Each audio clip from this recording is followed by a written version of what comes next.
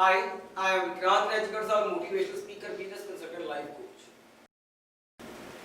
Never underestimate anyone. दूसरी series में हम बात करेंगे मुनीबा मजारी। 1987 में बॉर्न हुई मुनीबा मजारी। देखिए, हर इंसान की जिंदगी में कब ऐसा पड़ाव आ जाए जब उसको बहुत ज़्यादा नुकसान हो और बहुत ज़्यादा स्ट्रगल करना पड़े अपनी आगे ज़िंदगी जीने के लिए, ये हम नहीं जानते। लेकिन जो लोग इस स्ट्रगल को झेल जाते हैं और उस ज़िंदगी में उस दुख को झेल जाते हैं और अपना टारगेट, अपना विज़न और अपना लक्ष्य पूरा करते हैं, वही मिसाल बनते हैं। तो मुनीबा मजारी पाकिस्तानी ब्रांड एम्बेसडर है।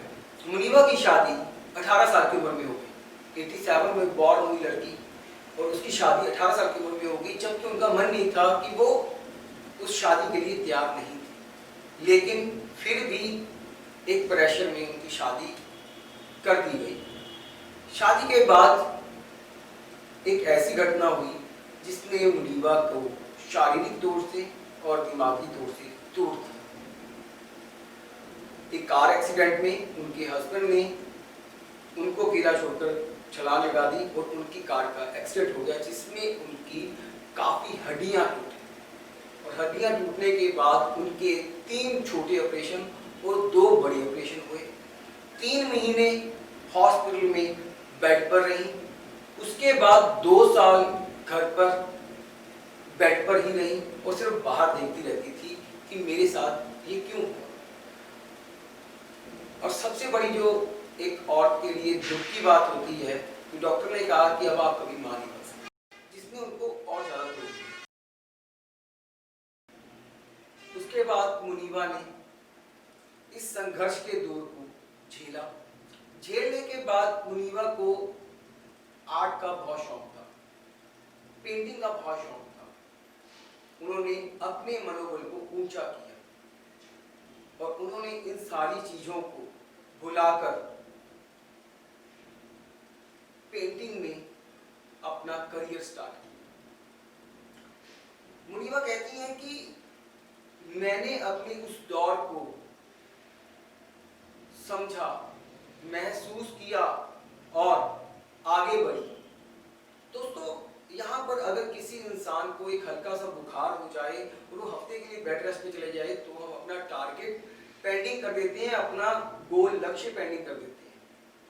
अगर किसी की जिंदगी में थोड़ा सा दिक्कतें आ जाएं तो हम अपना टारगेट, अपना विजन छोड़ देते हैं और उसकी आड़ देकर सारी जिंदगी कहते रहते हैं कि मेरा इस कारण टारगेट पूरा नहीं हुआ। मुश्किलें किसकी जिंदगी में नहीं है। एक चलता फिरता इंसान अपाहिज हो गया और उसके बाद 2 साल बेड पर रहा।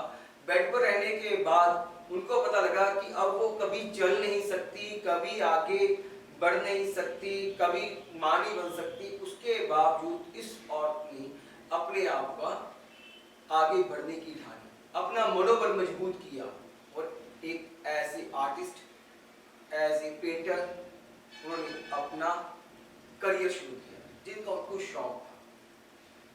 कितने लोगों ने मुनीबा को अंडर एस्टिमेट किया होगा, कितने लोगों ने ये सोचा होगा, कहा होगा कि अब ये आगे कुछ नहीं कर सकते, अब ये सिर्फ डिपेंडेंट हो चुकी है अपनी फैमिली के ऊपर। उनके हस्बैंड उनको छोड़कर चले गए, डिवोर्स हो गया, मां नहीं बन पाए। तो इतना सब कुछ झेलने के बाद भी उन्होंने अपनी हार नहीं मानी और आज मुनीबा पाकिस्तान की ब्रांड एम्बेसडर है और फोर्ब्स की लिस्ट में फर्स्ट 30 लेडीज में उनका नाम आया और आयरन लेडी के नाम से उनको जाना जाता।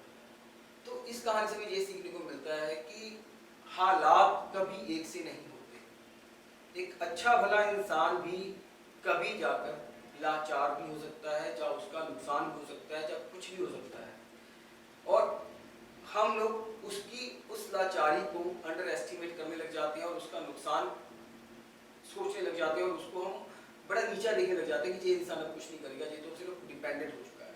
अक्सर हम लोगों के घरों में, बाहर, दोस्तों में ये चीज़ें हमें बहुत कई बार फेस करने को मिलती है कि जिस इंसान के पास कोई नुकसान हो जाता है तो उससे हम थोड़ा सा पीछे होने लग जाते हैं और हम उस इंसान को अंडर एस्टिमेट करने लग जाते हैं, नीचा दिखाने लग जाते हैं। ये स्टोरी इसीलिए है कि कभी भी किसी को नीचा ना दिखाइए, किसी को छोटा ना समझिए। कौन इंसान कब पलट कर वापिस आए और किस मुकाम पर वापिस आए और किस तरह के रिजल्ट के साथ वापिस आए, ये कोई नहीं जानता। समय की मुट्ठी में क्या बंधा हुआ है और कर्म आपके क्या रिजल्ट देंगे, ये किसी को नहीं पता। हमेशा थैंकफुल रहिए कि आपने जो किया वो बेहतर किया और आगे जो करोगे वो इससे बेहतर करोगे। तो उम्मीद करता हूं मुनीबा की स्टोरी से आपको कुछ मोटिवेशन मिला होगा। जो लोग छोटी छोटी बीमारियों से, छोटी छोटी चीजों से मनोबल हार जाते हैं और उनका बहाना बना देते हैं, जहां आगे बढ़ने के लिए रुक जाते हैं, उन लोगों के लिए ये स्टोरी बहुत इंपॉर्टेंट है, ताकि वो इस स्टोरी से ये जान सकें कि जब एक लड़की इतना कुछ सहने के बाद भी हिम्मत नहीं आ रही, आगे बढ़ी, तो आप क्यों नहीं कर सकते। मेरा हमेशा वीडियो में आपको सिखाने का मतलब ये होता है कि इस दुनिया में जो काम और लोग कर सकते हैं वो आप भी कर सकते हो, क्योंकि आपके पास भी वही दो हाथ हैं, दो पैर हैं, दिमाग है, दो आंखें हैं, नाक है, कान है, मुंह है, जुबान है। आप भी उनकी तरह 3 टाइम का खाना खाते हो, सब कुछ आप उन लोगों की तरह ही करते हो, बस काम करने का नजरिया अलग है, तरीका अलग है और विजन क्लियर नहीं है, और आप अपने टारगेट के प्रति पागल नहीं हो। जब तक पागलपन नहीं होगा तब तक कुछ अचीव नहीं करोगे। आपकी जिंदगी में कैसे भी हालात क्यों ना हो, कैसी भी दिक्कतें क्यों ना हो, कैसी भी परेशानियां क्यों ना हो, बुरे से बुरे हालात क्यों ना हो, अगर आपका विजन क्लियर है तो आप अपना टारगेट पूरा करो।